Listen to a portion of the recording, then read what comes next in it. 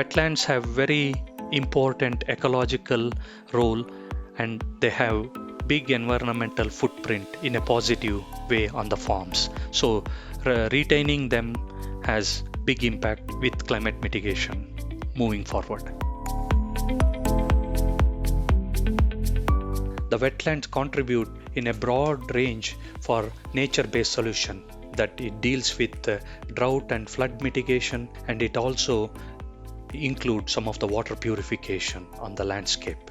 These wetlands are surrounded by a woody component called willow rings. There are 3 to 5 dominant willow species that kind of grow along the circumference of these wetlands, and they provide the pollinator habitat and small bird habitats for nesting and other activities. When we look here on prairies, the financial benefits of retaining wetlands on the landscape is overcoming some of the climate disasters, such as like early snow melt leading to floods that delays the seeding for farmers, as well as when moisture is lacking with climate projections.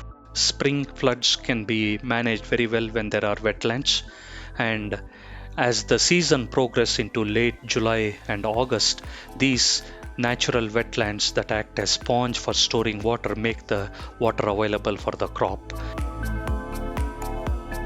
Within the wetland ecosystem, there are anywhere between 3 to 5 dominant willow species, and these are pioneer species that can surround the wetlands in a ring form. That's why they are defined as wetland willow rings. By planting them around wetlands, you retain some of the functions like any pesticide runoff, and then they intercept and utilize nutrient-rich water to produce huge biomass at a very rapid pace.